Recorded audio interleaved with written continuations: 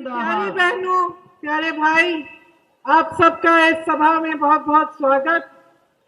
श्री राजेश तिवारी जी, श्री ब्यास ओझा जी, श्री शाकिर अली जी, श्री अनिल पटेल जी, श्री इद्रिस अंसारी जी, श्री उपेंद्र पटेल जी, श्री एजाज अहमद जी, श्री राम नरेश कुशवाहा जी, श्री जेबी Singh ji, Shri Om Prakash Kushwaha ji, party के सभी नेतागण, सभी पदाधिकारी और मंच पर उपस्थित सारे नेता, आप सबका भी बहुत बहुत स्वागत। आज मैं श्री अजय लल्लू जी की विधानसभा में आकर बहुत ही खुश हूं और आप सबको सबसे पहले धन्यवाद देना चाहती हूं कि आपने मेरा इंतजार किया और इतनी बड़ी तादाद में आप यहां पर मेरी बातों को सुनने के लिए खड़े हैं। मेरा अजय लल्लू जी से परिचय 2019 के चुनाव में हुआ। उस समय मुझे उत्तर प्रदेश का प्रभारी बनाया गया था। मैं पहली बार अपनी माताजी और अपने भाई राहुल गांधी जी के क्षेत्र से बाहर आकर पूरे उत्तर प्रदेश की राजनीति को समझने लगी। इन 3 सालों में मैं ये कह सकती हूं कि मेरे सबसे करीब साथी, जो हर संघर्ष में चट्टान की तरह मेरे साथ कंधे से कंधा मिलाकर खड़े हुए, वो आपके सामने अजय लल्लू जी खड़े।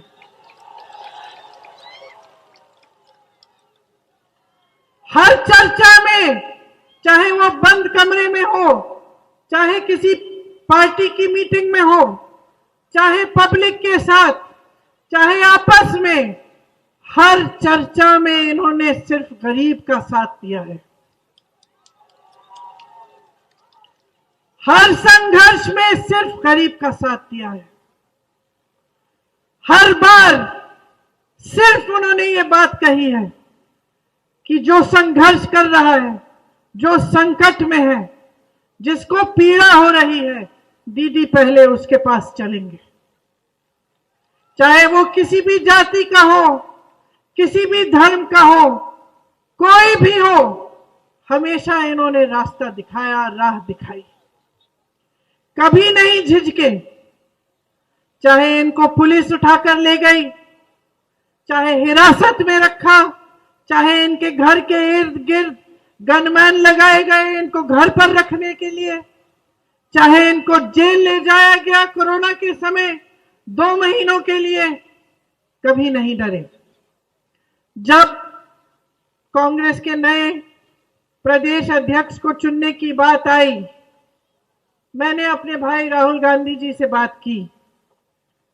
हम दोनों ने चर्चा की कि कौन सा ऐसा नेता है पूरे प्रदेश की कांग्रेस पार्टी में जो बिल्कुल निर्भय होकर आगे बढ़कर जनता का संघर्ष कर पाएगा, चाहे कुछ भी हो जाए।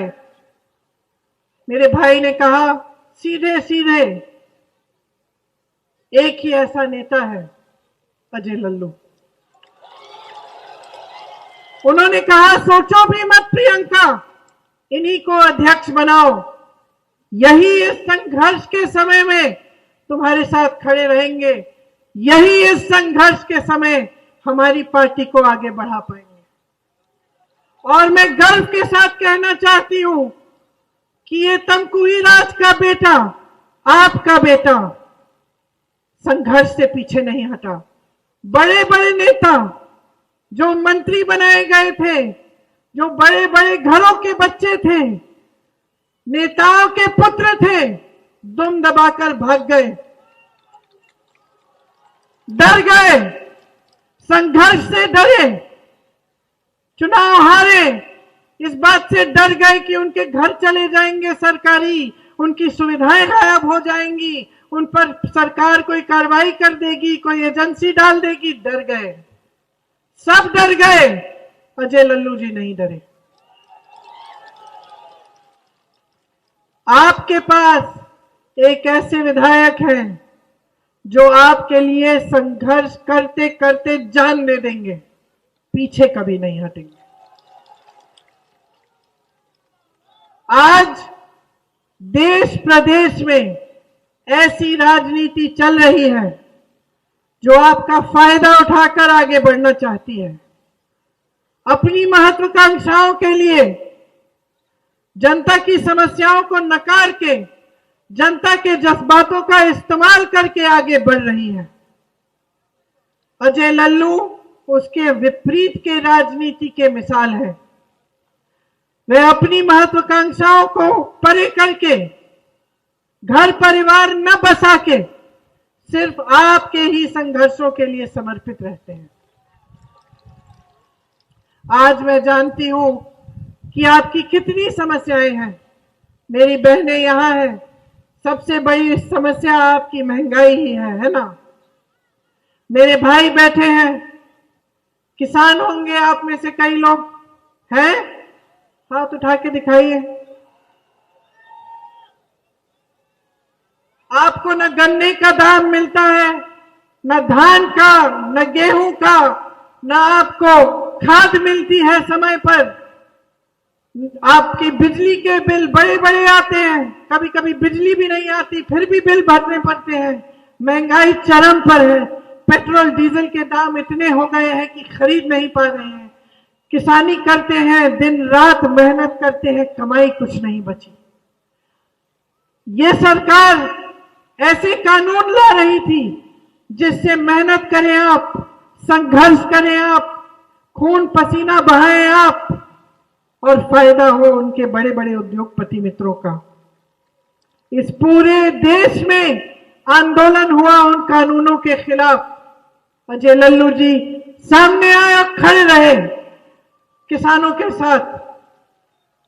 इस देश के प्रधानमंत्री, इस प्रदेश के मुख्यमंत्री नरेंद्र मोदी जी, योगी आदित्यनाथ जी अपने घर से बाहर तक नहीं निकले आपसे बात करने के लिए। आपकी कोई सुनवाई नहीं थी।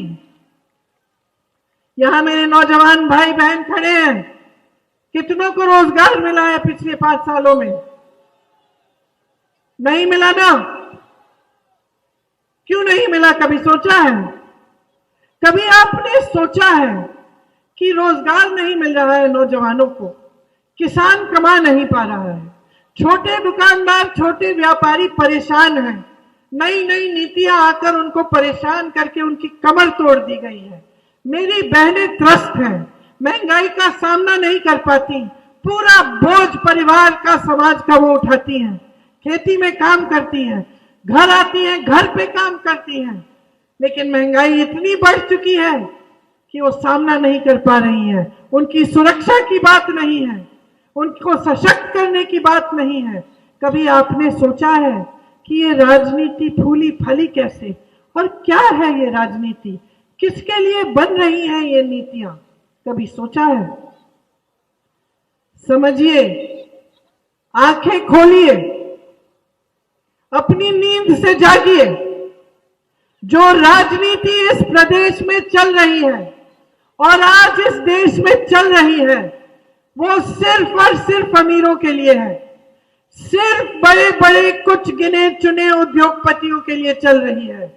अगर आपके पास रोजगार नहीं है मेरे भाई और बहनों, कि वो इसलिए है कि रोजगार 3 जगहों से मिलता है।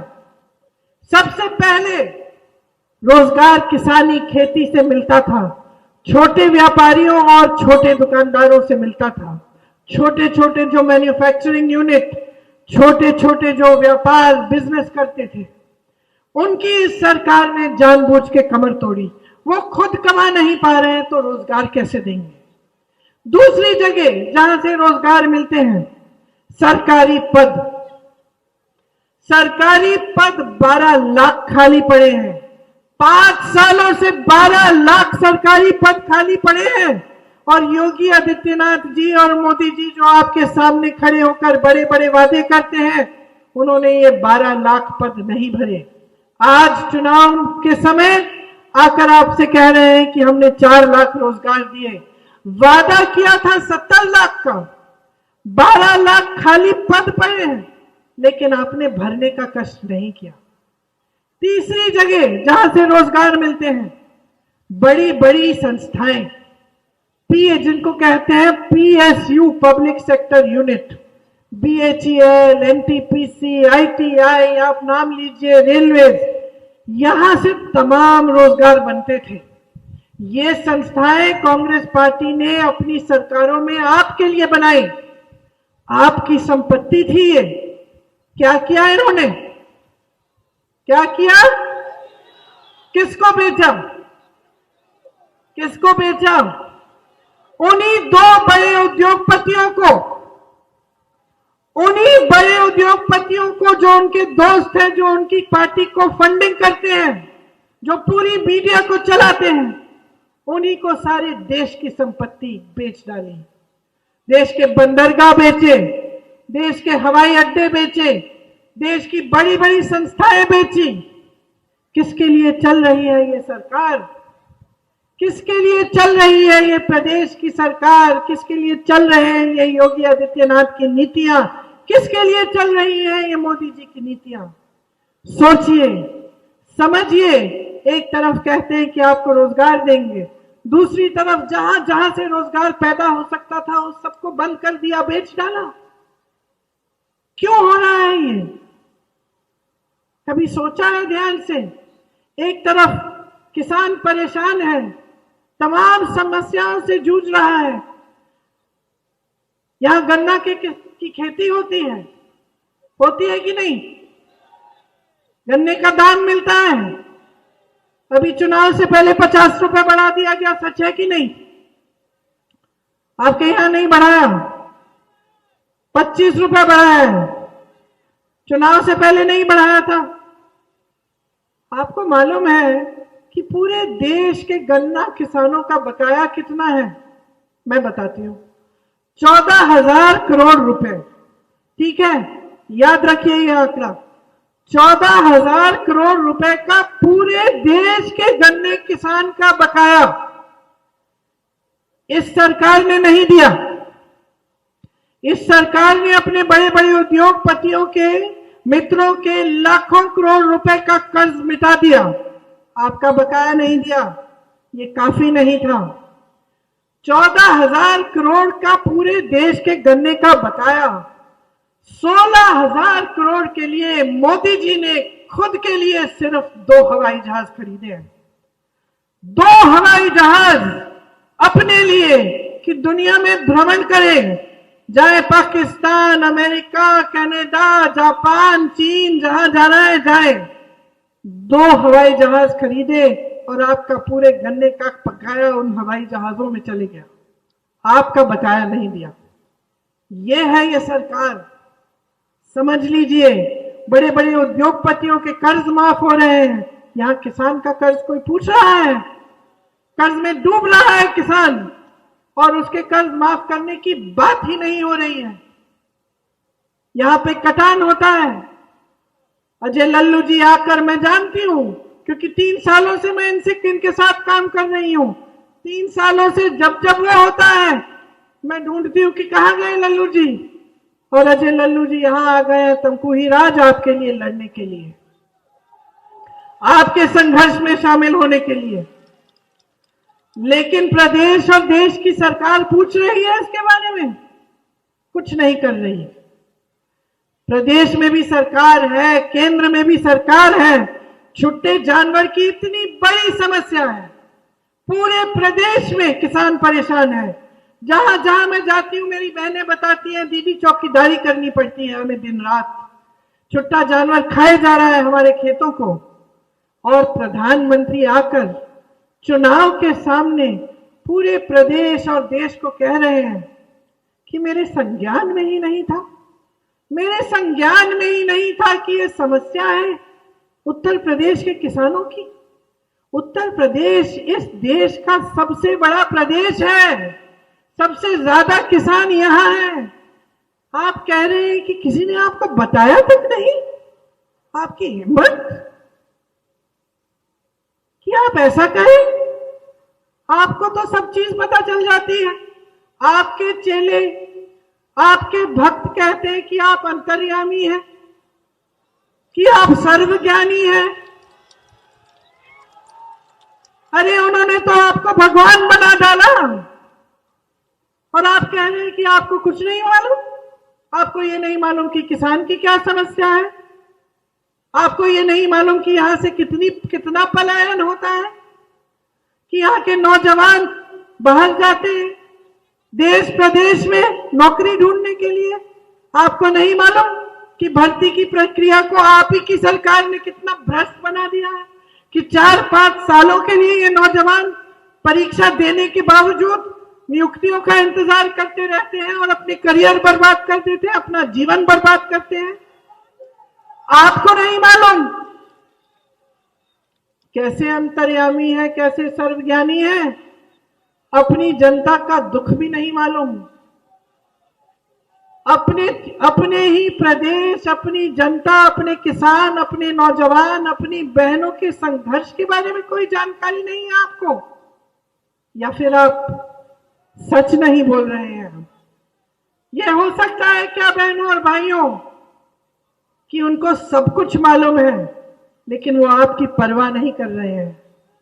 वो अपनी सरकार सिर्फ अमीरों के लिए चला रहे हैं, क्योंकि वो जानते हैं कि आप तो गरीब रहेंगे, आपको गरीब रखेंगे, जानबूझ के आपको रोजगार नहीं देंगे, आपको शिक्षित नहीं करेंगे, आपको अपने पैरों पर नहीं खड़ा करेंगे, क्योंकि वो जान गए हैं कि आप तो पूछेंगे ही नहीं।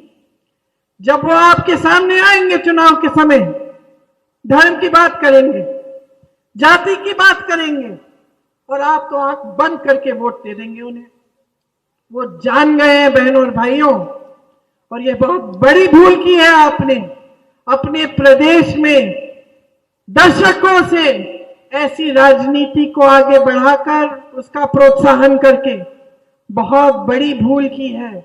आपने सोचा आपके धर्म की सुरक्षा होगी, आपने सोचा आपकी जाति की सुरक्षा होगी, आपने इन नेताओं की बात मान ली, इन पर भरोसा किया, इन पर विश्वास किया, और इन्होंने क्या किया ये समझ गए। जनता भोली भाली है। चुनाव आएगा, हम आके धर्म पर इनके जज्बात उभार लेंगे, अपनी बहनों के कुछ मेलों में चले जाएंगे, वहां प्रचार कर लेंगे, भाइयों से कह देंगे धर्म की सुरक्षा कर रहे हैं, और सब एकजुट होकर धर्म के आधार पर, जाति के आधार पर हमें वोट दे देंगे। हमें तो काम करने की जरूरत ही नहीं है। ये धारणा इनके मन में, इनके दिलों में बैठ चुकी है। ये इनकी मानसिकता बन गई है। इसका मैं एक मिसाल देती हूं आपको। प्रधानमंत्री नरेंद्र मोदी जी ने एक भाषण में कहा कि उन्होंने एक बूढ़ी अम्मा का वीडियो देखा, और उस वीडियो में वो बूढ़ी अम्मा कह रही थी, पत्रकार पूछ रहे थे कि अम्मा किसको वोट दोगे, तो अम्मा कह रही थी कि मैं तो मोदी जी को दूंगी। और पत्रकार ने पूछा कि क्यों, मोदी जी को क्यों अम्मा? तो उन्होंने कहा वो मुझे राशन भेजते हैं ना, मैंने उनका नमक खाया है, मैंने उनका नमक खाया है, इसलिए मैं उनके साथ गद्दारी नहीं करूंगी। और मोदी जी खुशी से अपने मुंह मियां मिट्ठू सबके सामने कह रहे हैं कि देश की जनता ने मेरा नमक खाया है। समझ रही हैं आप? समझ रही है ना कि जब एक नेता की ये मानसिकता हो जाती है कि जनता उसका नमक खा रही है, तो क्या हो जाता है देश में? किसी काम का नहीं रहता वो नेता, क्योंकि नेता जनता का नमक खाता है। नेता को बनाती है जनता, नेता को खड़ा करती है जनता।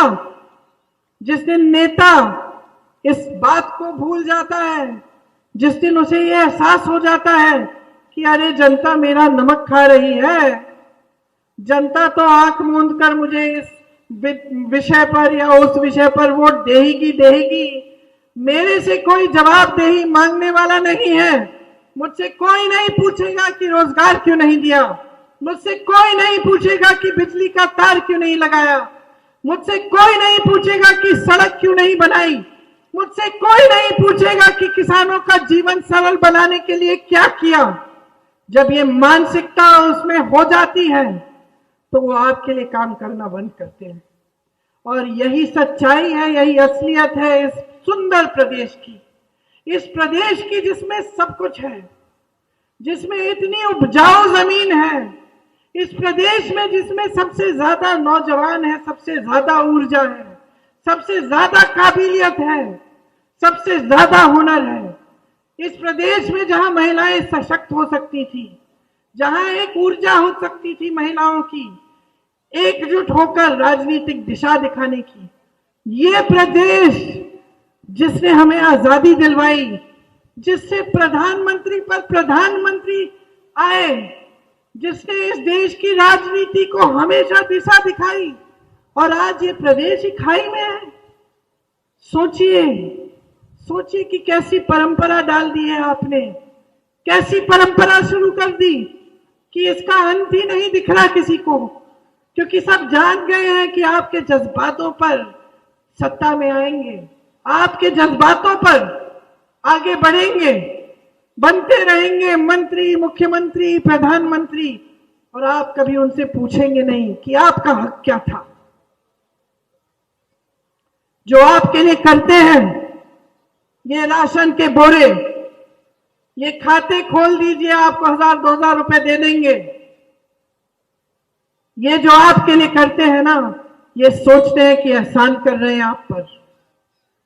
ये कोई एहसान नहीं है, कोई एहसान नहीं है, ये हक है आपका, और आपका हक इससे बहुत ज्यादा बढ़कर है।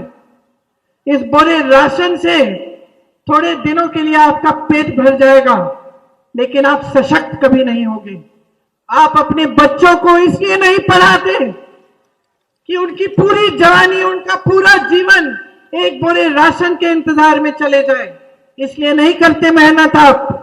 आप मेहनत इसलिए करते हैं, कमाते इसलिए हैं कि आपके बच्चे अपना भविष्य बनाएं, कि उनकी सरकार उन्हें रोजगार दे, उनको अपने पैरों पे खड़े होने की क्षमता दे, उनको शिक्षित करे, आपकी बच्चियां शिक्षित बने, वो भी रोजगार करें, वो भी कमाएं, वो भी भागीदार बने। इसीलिए आप मेहनत करते हैं। आप मेहनत इसलिए नहीं करते कि आपके बच्चे पीढ़ी दर पीढ़ी निर्भर हो जाएं किसी सरकार पर, किसी राजनीतिक दल के नेता पर, जो आपका आदर, आपका सम्मान भी नहीं करे। जब आपको पीड़ा हो, आए नहीं। किसान रो रहा है, नहीं आते।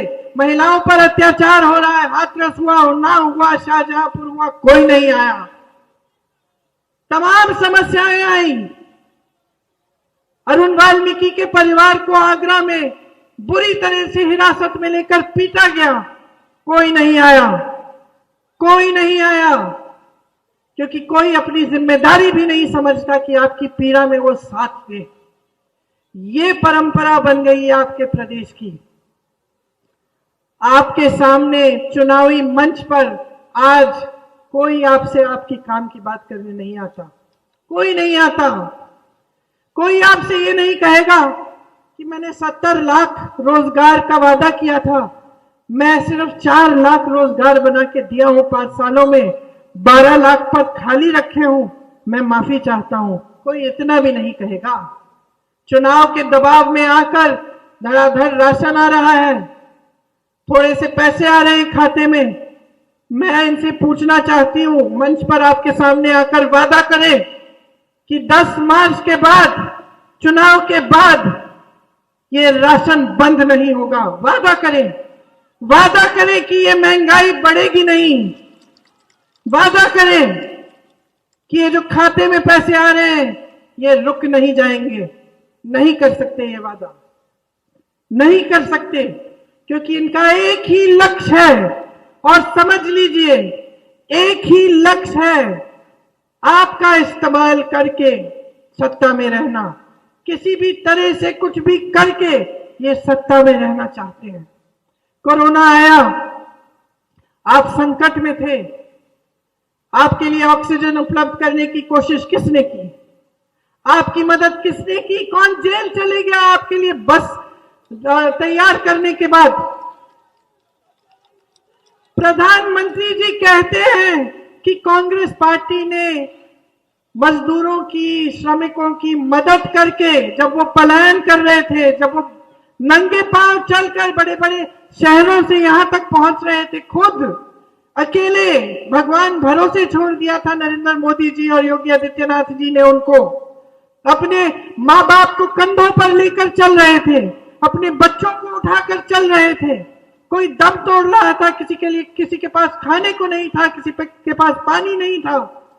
कांग्रेस पार्टी ने, अजय लल्लू जी ने मदद की, लंगर लगाए, जीपों, गाड़ियों, बसों का इंतजाम कराया, खुद जेल चले गए इस बात पर। लेकिन इस सरकार ने कुछ नहीं किया, कुछ नहीं किया आपके लिए। प्रधानमंत्री जी आज संसद में खड़े होकर कहते हैं कि कांग्रेस पार्टी ने इन लोगों की मदद करके एक बहुत बड़ा पाप किया है। क्या एक भूखे को खाना देना पाप है? पाप है बहनों और भाइयों। प्यासे को पानी पिलाना पाप है। जो नंगे पांव 600 किलोमीटर दिल्ली से चलकर बिहार तक अकेले जा रहा है, भगवान भरोसे उसको मदद करना पाप है? या ये पाप है कि जनता के जज्बातों का इस्तेमाल करके आप सत्ता में गए, आपने झूठे वादे किए, आपने जनता को भरोसा दिलाया कि आप विकास ला रहे थे, आप प्रदेश देश को आगे बढ़ाएंगे, रोजगार दिलवाएंगे, किसान की आय दुगनी होगी, 15 लाख आपके खातों में आएगा, और फिर आपने कुछ नहीं किया। जो जनता का था, जो उसकी संपत्ति थी, जो देश का था, वो बेच डाला अपने दोस्तों को, अपने लिए हवाई जहाज खरीद डाले, करने का बकाया नहीं दिया। आपने किसी को मदद नहीं की, और फिर आप सामने मंच पर आकर ऐसी बड़ी बड़ी बातें करते हैं चुनाव के समय। कभी पाकिस्तान, कभी बुलडोजर, कभी आतंकवाद। अरे भैया, इससे हमारा पेट भरेगा? आप पूछो ना इनसे, पेट भरेगा तुम्हारा?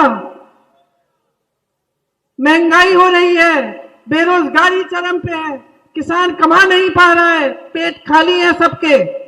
बताओ इनको, याद दिलाओ कि क्यों इनको आपने सरकार दी, क्यों लाए आप इनको सरकार में, क्यों दी सत्ता इनको? याद दिलाओ कि यह सत्ता तुम्हारी है, आपकी है बहनों, आपकी है भाइयों, नौजवानों, आपकी है ये सत्ता, किसी नेता की नहीं है।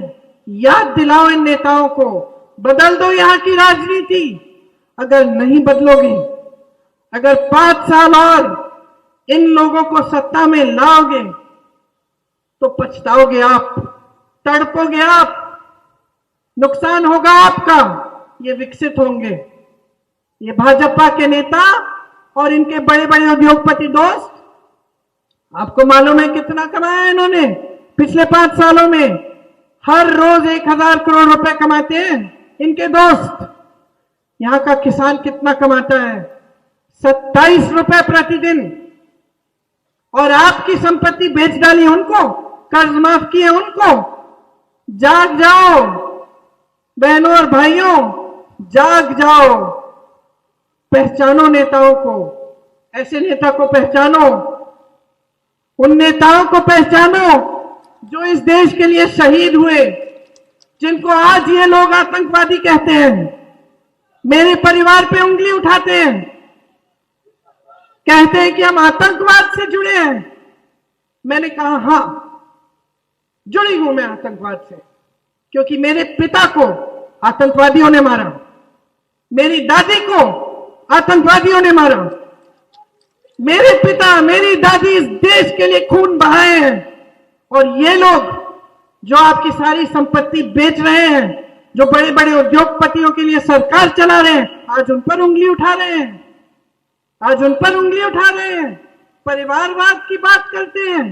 कौन सा परिवारवाद? सारे नेता के पुत्र तो ये ले गए अपनी पार्टी में, तो कौन से परिवारवाद से परहेज था इनको? सिर्फ मेरे परिवार से, क्योंकि मेरा परिवार इनके सामने कभी नहीं झुकेगा। और ये जानते हैं कि हमें कुछ भी कर ले, हमें मार डाले, हम इस भाजपा के साथ न कभी समझौता करेंगे और ना इनके सामने कभी झुकेंगे, जानते हैं सारे। और इसलिए जब हम आपके सामने आते हैं तो हम सच बोलते हैं, दिल की बात कहती हूं मैं, दिल की बात कहती हूं, क्योंकि मुझे आपकी चिंता है, मुझे इस देश की चिंता है, इस प्रदेश की चिंता है। मेरे पूर्वजों ने और आपके पूर्वजों ने, इस प्रदेश और देश के किसानों ने इस देश को आजादी दिलवाई। क्या इसलिए आजादी दिलवाई? क्या इसलिए ये सारी संस्थाएं बनाई? क्या इसलिए इस देश को विकसित किया कि ये लोग बेच डालें इस देश को, कि इस देश का नौजवान बेसहारा हो, बेरोजगार हो?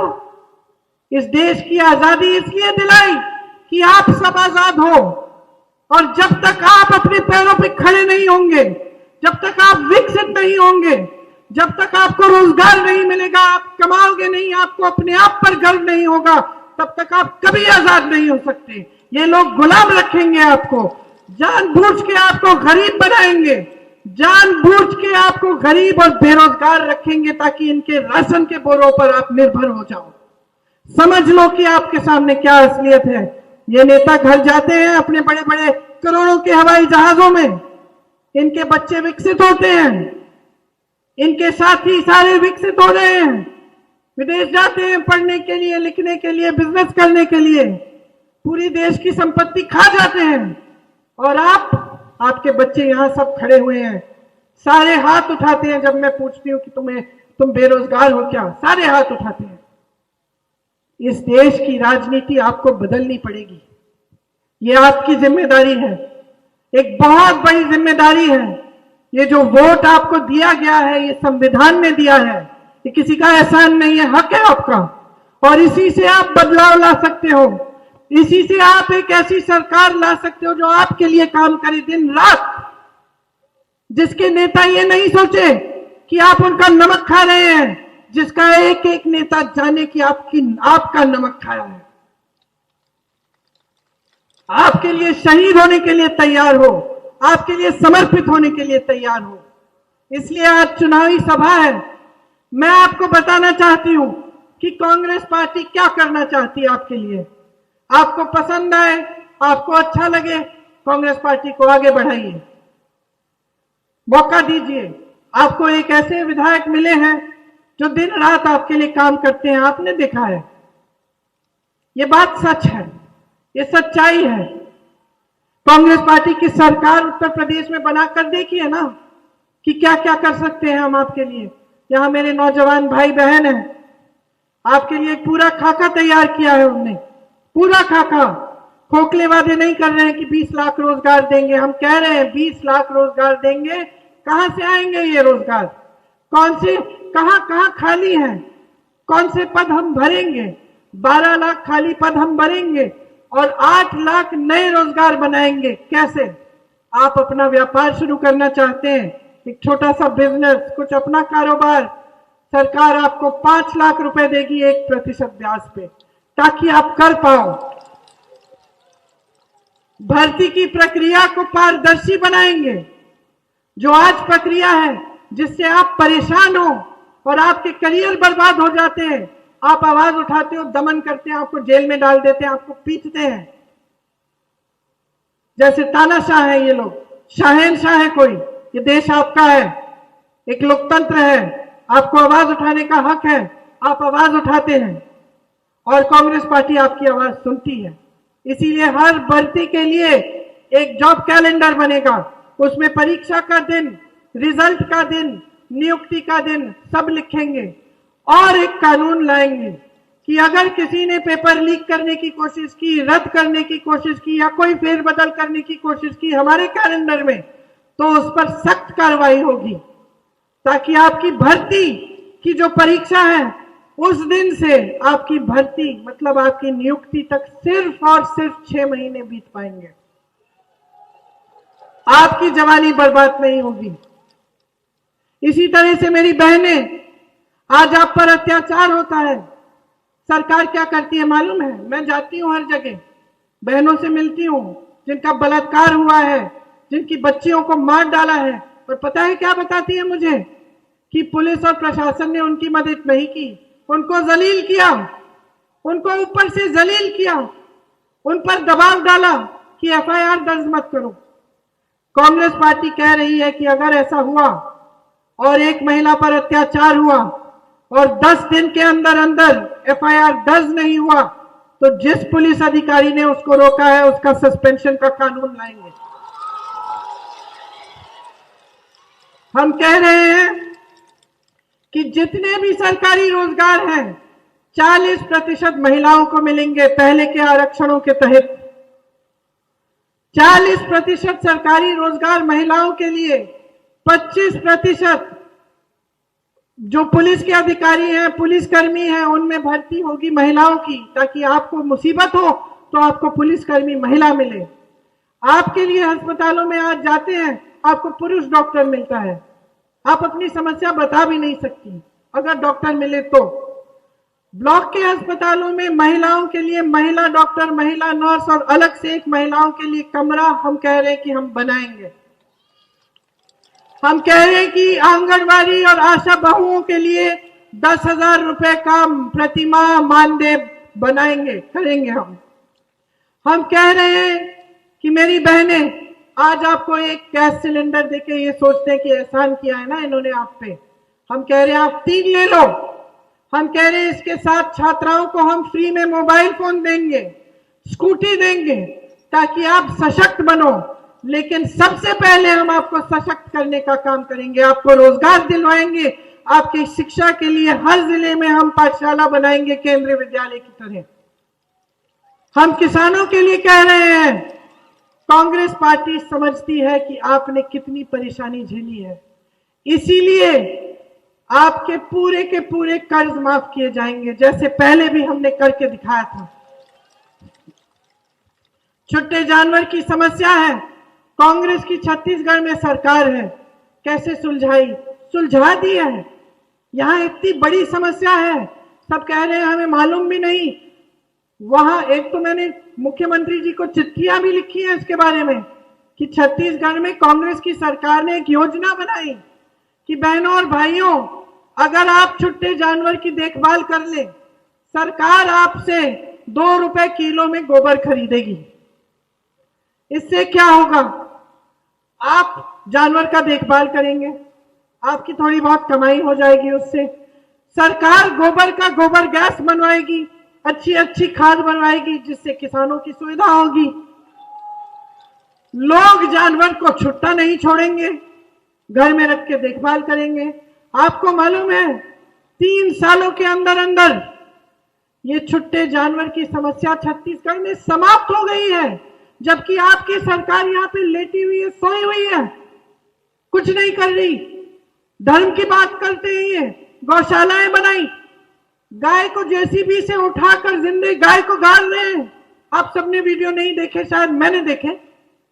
गाय धूप में लेटी हुई है, ऊपर छत नहीं, चारा नहीं है, पानी नहीं है, जंगली कुत्ते उसको नोच रहे हैं, मर रही है। और ये धार्मिक लोग, ये नेता जो धर्म का इस्तेमाल सिर्फ आपके वोटों के लिए करते हैं और बाकी समय भूल जाते हैं कि धर्म क्या है, वो इस समस्या को सुलझाने के लिए कुछ नहीं कर रहे हैं। हम कह रहे हैं कि जैसे छत्तीसगढ़ में हमने ये योजना लागू की है, उत्तर प्रदेश में भी हम ऐसा ही करेंगे। आप जानवर का देखभाल करो, आपसे हम गोबर खरीदेंगे 2 रुपए किलो में। हम कह रहे हैं कि छत्तीसगढ़ में आज के दिन गेहूं और धान का 25 रुपए दिया जा रहा है, गन्ने का 400, और हम ये आपके लिए गन्ने का 400 दाम होगा और 2500 में गेहूं धान मिलेगा। आप सब बड़ी बड़ी बिजली के बिल भरते हैं कि नहीं? हम कह रहे हैं कि सबके बिजली के बिल आधे करेंगे, और जिन छोटे व्यापारी, छोटे दुकानदारों के को ज्यादा मुसीबत हुई थी कोरोना के समय, बिजली का बकाया है, उस बकाये को भी साफ कर देंगे। हम छोटे व्यापारियों और छोटे दुकानदारों को फिर से खड़ा करने की जिम्मेदारी लेंगे, आपको मदद करेंगे कि जितना आपने सहा है इनकी नीतियों से, जितनी परेशानियां आपके सर पर आई हैं, उनको हटाने का काम हम करेंगे, आपको फिर से सशक्त करेंगे। तो हम ये सब इस आधार पर कह रहे हैं कि हमने पहले भी करके काफी ऐसी चीजें करके दिखाई हैं। हम इस आधार पर कह रहे हैं कि हमें आपकी परवाह है, इस देश की परवाह है, आपको विकसित करना चाहते हैं। हम नहीं चाहते कि आप निर्भर रहो, हम चाहते हैं कि आप आत्मनिर्भर बनो। हम चाहते हैं कि आपके बच्चों के भविष्य उज्जवल हो, कि आप आगे बढ़ें, कि ये प्रदेश जो सबसे सुंदर, सबसे सक्षम प्रदेश है, आगे बढ़े और एक बार फिर इस पूरे देश को संदेश जाए कि यहां उत्तर प्रदेश से एक नई राजनीति, एक नया तरीका शुरू हुआ है और आज से यहां पे हम ऐसी राजनीति का बर्दाश्त नहीं करेंगे जो धर्म और जाति के आधार पर हमें गुमराह करके हमसे वोट लेकर निकम्मी बैठे।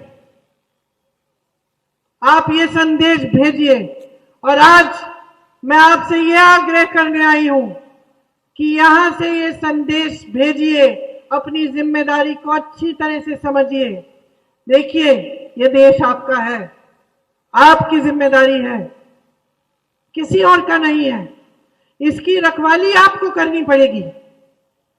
जो नेता आपके सामने है उनको जवाबदेह आपको बनाना पड़ेगा। अपने भविष्य को आप बनाओ, समझदारी से, जागरूक होके, सतर्क होके। गलत तरह की राजनीति को बढ़ावा देना बंद करो, इसका प्रोत्साहन बंद करो और सही तरीके की राजनीति जो आपके लिए काम करे उसी को आगे बढ़ाओ। एक बार फिर मैं अजय लल्लू जी के बारे में आपसे कहना चाहती हूं, इनकी जिम्मेदारी मैं लेती हूं, मैं जानती हूं कि उन्होंने कितना संघर्ष किया है आपके लिए। इनका विश्वास मत तोड़ो, इनको एक बार फिर जिताओ, कांग्रेस में उत्तर प्रदेश में कांग्रेस की सरकार लाओ ताकि आपका भविष्य मजबूत बने और आप आगे बढ़ पाए। आपने बहुत ध्यान से मेरी बातें सुनी, मुझे मालूम है। अपने मन में रखना भूलना मत, चुनाव के दिन जब वो बटन दबाने के लिए जाओगे, खासतौर से मेरी बहनें, याद रखो कि कहां वो बटन दबेगा उससे आपका भविष्य तय हो रहा है, आपके बच्चों का भविष्य तय हो रहा है। पंजे पर बटन दबाकर एक उज्जवल भविष्य बनाइए अपने लिए। बहुत बहुत धन्यवाद। एक बार जोर से मुझसे मेरे साथ कहिए, अजय लल्लू जी को जिताएंगे, अजय लल्लू जी को जिताएंगे, अजय लल्लू जी को जिताएंगे। धन्यवाद। जय हिंद।